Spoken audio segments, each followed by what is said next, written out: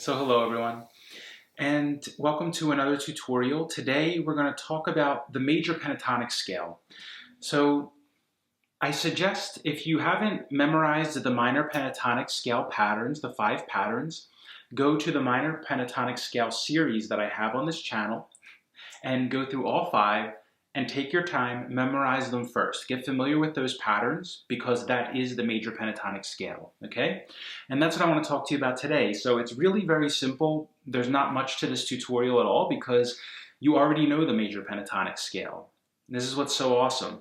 This is what I love about the guitar. It's very different from another instrument like piano. So for instance, piano has many small octaves, right? Many small spaces on the piano that repeat itself. And it does that many, many times. The guitar repeats itself just once, twice. It repeats itself once, but there's two sections. So 0 to 12, 1 to 12, 0 to 12 is all the same. And then 12 to 24, if you have 24 frets, is the same. So it only repeats itself twice, okay? So on piano, you have to memorize the patterns for the scale, and then you go over and you know it in every position. But when you come back and you have to change keys, you have to memorize a whole new pattern. And then you know that pattern in all the positions, but you have to memorize a different pattern for every key, okay? On guitar, what's great about this is you know these 5 patterns from here to here, the 12th fret. You know everything from the 12th fret up, and you know every other key because the keys, you just change key by moving up or down a fret or two or wherever you're moving, right? You change frets and you change keys, but the patterns remain the same.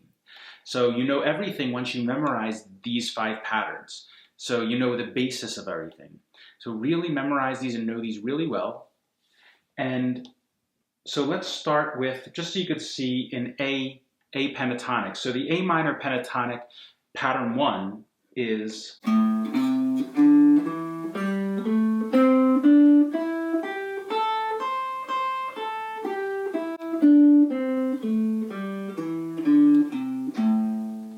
Okay, and I'm sure you know that already. So the major pentatonic is just taking pattern 2, which would be up here, right?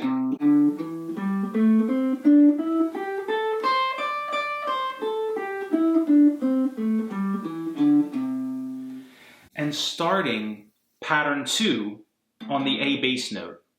That's A major pentatonic. It's that simple. And all the other patterns stay the same. So all that changes is the bass note. That's it. So really, really simple. I encourage you to learn where all of the root notes are. So that's the thing about the scale. The only thing that changes is which pattern you start from, in which position. So you take the second pattern that we went over, and you move it back to A. So instead of starting from the first pattern like this, 1, 4, 1, 3, 1, 3, 1, 3, 1, 4, 1, 4. You start from the other pattern, the second pattern, so you start with the A bass note on the second pattern. So the A minor pentatonic pattern 1 would be 5, 8, 5, 7, 5, 7, 5, 7, 5, 8, 5, 8. That's pattern 1. Pattern 2 in A minor pentatonic would be 8, 10, 7, 10, 7, 10, 7, 9, 8, 10, 8, 10.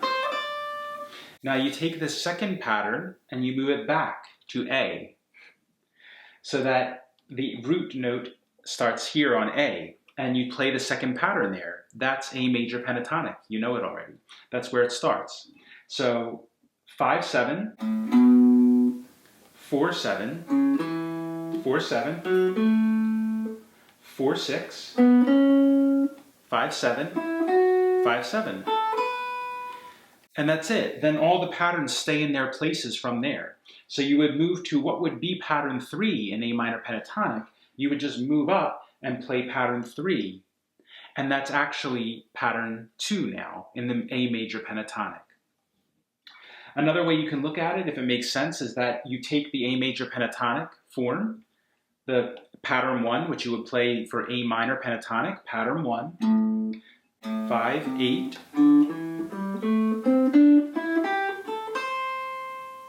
and then you move that whole pattern back 3 frets. So you're starting on F sharp.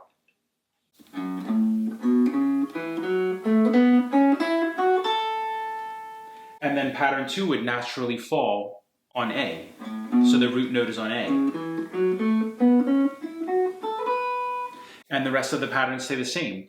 So basically the only thing that changes is the position of the patterns. You move back 3 frets from the first position, and then your pinky is on A. And that's where the second pattern starts. So it's like playing F sharp minor pentatonic, okay? So if that makes it easier to look at it that way, you take A minor pentatonic, slide back 3 frets, and F sharp minor pentatonic is a major pentatonic. The only difference is the root note changes, see? So when you're soloing, it would be the notes that you would emphasize would change. So I encourage you to learn the notes better on the fretboard. You can figure out where the notes are. So you're starting in the second pattern on A, so this root note is A, right? And then going through and being aware of where the other A notes are, starting from the second pattern, because then you'll know that's the root note and you'll be aware of where they are. So try not to get confused by any of this stuff. I really try to be light on the theory because I know there's a tendency to get lost in the theory, and it kind of takes away from creativity a little bit if we get too focused on what is correct and what is incorrect, what is right, what is wrong, what goes together and what doesn't go together. It's important not to focus on that because there's some things in music, there's some things that people do in songs, and there's some things even in playing blues and jazz that shouldn't sound right together or shouldn't go together technically, theoretically, but they do. They sound wonderful and beautiful and amazingly creative things. So, so you really want to keep that open and don't close the door to anything, but learning some theory is useful. So at least having some awareness of what the notes are on the fretboard. Have some awareness of like what these notes are when you come down the 5th fret, when you come down the 7th fret, the 9th fret. You don't have to go crazy and memorize everything solid, but have some awareness of that. That way when you're changing keys, you can be aware of that. If theory resonates with you, I suggest definitely knowing that very well and trying to know the notes that you're playing, right? But you don't have time to think about things when you're soloing, when you're improvising, right? So you have to feel it. You have to feel rather than think. So theory has a place in practice, but it doesn't have much of a place in spontaneous creation, okay? So it's a balance between both. So if you need any more clarification on that, if it didn't make sense and you have any questions, comment and let me know. And we can go over it a little more clearly in a little more detail. Maybe I could put some patterns up here to make it more clear. We will go more in depth into this later, combining the 2 patterns together using major, because you can play the major pentatonic and minor pentatonic over blues progressions. And it sounds really cool when you change. It sounds really cool and changes it up. Like, for example, in blues improvisation, when you're improvising, soloing, having fun playing the blues, it can get boring if you just play in minor pentatonic. Like, it gets really repetitive, really boring, you know? You got to switch it up. So when you change to major pentatonic, it sounds really cool. It really, really changes it up, and you can really, really get more in depth and more creative and come up with some awesome sounds doing that. So just keep that in mind and try to play around with this, get familiar with it. Again, if you have any questions, let me know. And we'll do some more videos on this, blending the major and minor pentatonics together, the patterns together, because you can overlay them. So that way you can see, you know, what you're playing, how you combine both in blues.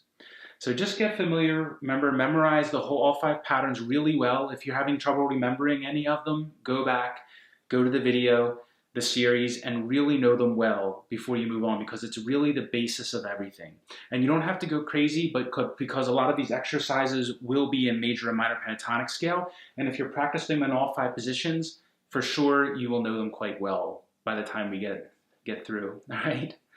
So until next time, take care guys, happy practicing, and I'll see you then.